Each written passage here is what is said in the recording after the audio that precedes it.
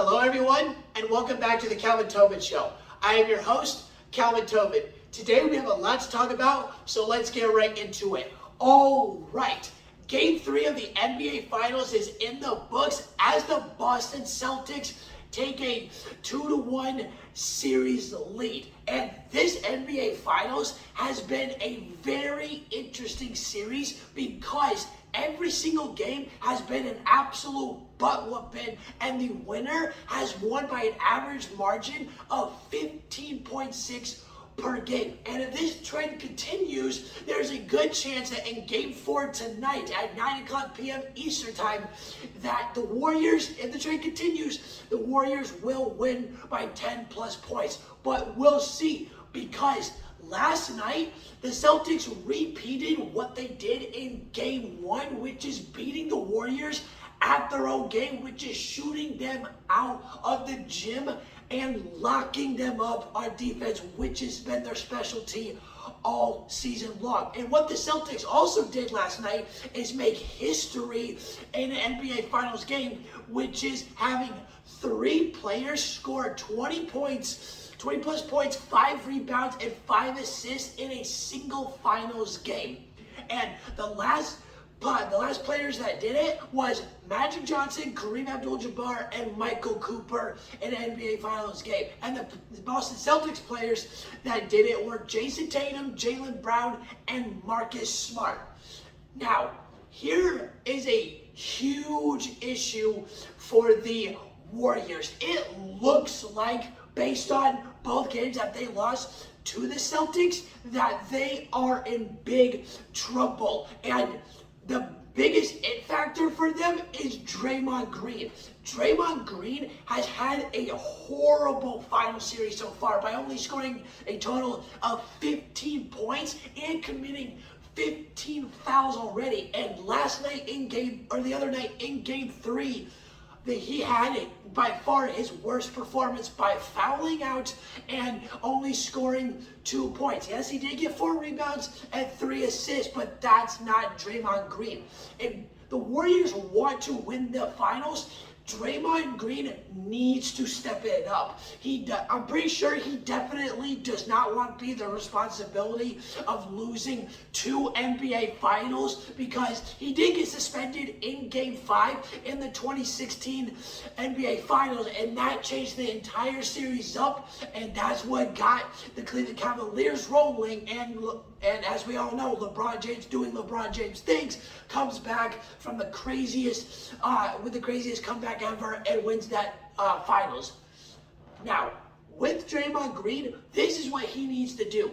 He needs to be that guy that we saw in 2017, which is go beast mode on defense while putting points on the board, because no matter what, 2 points ain't doing a damn thing whatsoever in any basketball game, no matter what kind of game it is. So if Draymond can figure out what that scoring ability, then the Warriors can jump right back in and tie this series up.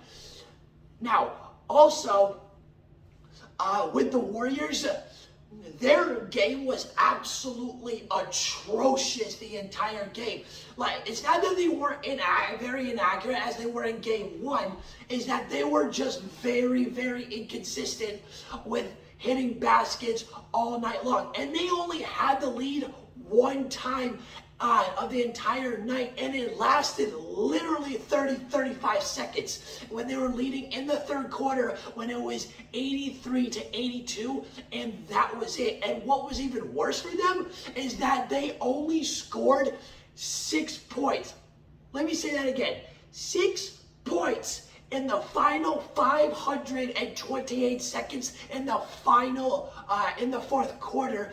And you guys don't know how long that is. That is 8 minutes and 48 seconds. That is horrific for the Warriors, especially being in the NBA Finals. 6 points in the final nearly 9 minutes of the game.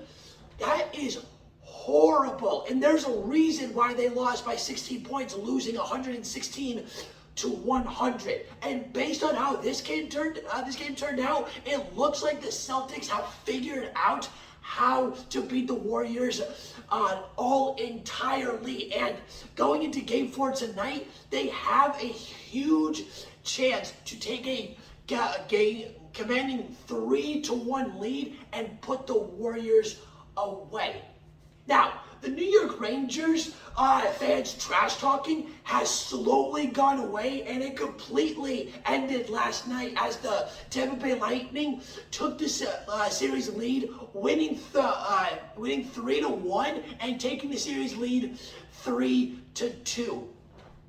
The Rangers done messed up because they rewoke a beast that nobody wants to face. And the Tampa Bay Lightning is known for going beast mode when they're down and out, or when it looks like that. Because when that happens, all hell breaks loose for any team. And that's what's going on right now as the Tampa Bay Lightning have won 3 straight. And Tampa Bay's goalie, Andrei Vasilevsky, flipped the switch real quick in Game 3 and has helped the Lightning tremendously, especially in that Game 3 when the Lightning shot 51 times and won that game 3-2.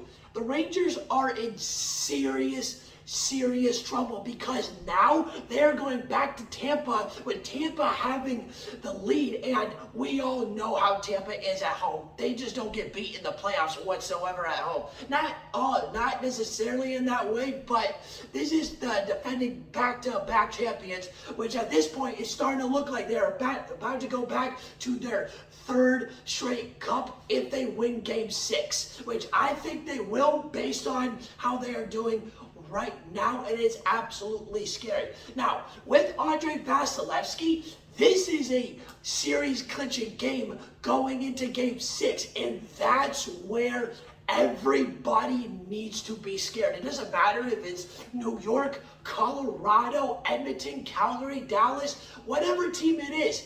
You do not want to face Andrei Vasilevsky when it's in a series clinching game for Tampa, because he has shut out 6 out of his last 7 opponents in series clinching games. And Andrei Vasilevsky is known for that. He has nearly a perfect, let me repeat that, perfect game every single time. A shutout with a 9.995 save percentage. Andrei Vasilevsky, based on all the numbers he's done, especially in series clinching games, he is the greatest Stanley Cup playoff goalie in NHL history. And you can't tell me that I'm wrong because of what I just said. It's absolutely crazy. And what's even crazier is that Tampa likes to beat New York, and New York likes to face Tampa in the Eastern Conference Finals, because now this is a 3rd straight year where Tampa is facing a New York team to go to potentially, especially in this year, to go on to the Cup. They beat New York Islanders in 6 games in 2020. They beat them last year in 7 games, and now they're about to beat the Rangers potentially in 6 games this year. 3 straight years and 4 times out of the last 8 years. And every single time they have gone to the Cup in the last 8 years, they are facing a New York team, the Rangers or the Islanders. So the Rangers just can't seem to figure out on how to beat Tampa in the Eastern Conference Finals. And that's why the Rangers need to be scared at this point, and they need to play like their life is on the line, because as of right now, New York is in a lot of trouble. Now, the opposite of trouble is the LA Rams, as they are blowing all their money in their bank account based on what they just did. And what they did is blow millions of dollars on superstars to keep them. And the 2 superstars were Aaron Donald and Cooper Kupp, as they extended them each on a 3-year extension, with Aaron Donald being the highest paid non-QB in NFL history, as they restructured his deal to for him to get a guaranteed $95 million guaranteed through 2024. And for Cooper Kupp, he was also extended 3 years and plus an extra $80 million, and now his contract is a 5-year, $110 million contract. Matthew Stafford is in great hands because right now the Rams are looking like the most dangerous team in the NFL. Because with what Matthew Stafford did last year, he did something that only a few other QBs have done, which is win a Super Bowl in their home stadium and win a Super Bowl in his first year with the team. And how Matthew Stafford did this shows, and this makes a huge question on how good or how great could Matthew Stafford's career could have been if he did not go to Detroit. Because as we all know, especially NFL fans, we all know that the Detroit Lions have a dysfunctional and is known for having a dysfunctional organization. It is rare for them to get to the playoffs because the last time they were even in a championship type game was in 1957, and that was before it was called a Super Bowl. So, with what Matthew Stafford has done, how great could this guy could have been? Because he won a Super Bowl just like that. He literally said, screw you to the Lions just like that. So how great is Matthew Stafford really? And like I said just a second ago, the Rams are looking like the most dangerous team. So I'd watch out, NFL, because this team is stacked.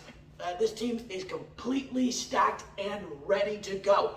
And who's ready to go? Steven Strasburg is ready to go as he returns and makes his debut last night versus the Miami Marlins for the first time this year. And this is his 8th game that he has started and pitched in the last 3 years. And he had a debut that he would definitely like to forget and permanently remove from his memory, because even though it was his debut and only pitching 8 games out of the last 3 years, he allowed 8 hits, 7 runs, and 2 walks while getting 5 strikeouts in the 5 innings that he pitched. Now, this is what the Nationals need to do if they want to keep Strasburg healthy. They need to take this debut and pitching games as slowly as possible, because if they put him at the normal speed that he's done for the last 10 years before the last 10 years prior to these 3 years, he is going to have to call it a career a lot sooner than he wants to. And the Miami Marlins ended up winning this game 7-4 with Jesus Sanchez being the MVP, as he got 3 RBIs, 2 runs, and a dinger, and helped the Miami Marlins get their 25th win of the season. All right, that's the end of the Calvin Tobin Show. Please subscribe to my channel so you don't miss out on any sports media. And please follow me on Instagram at Calvin Tobin Show so you don't miss out on any sports news whatsoever. And I'm out.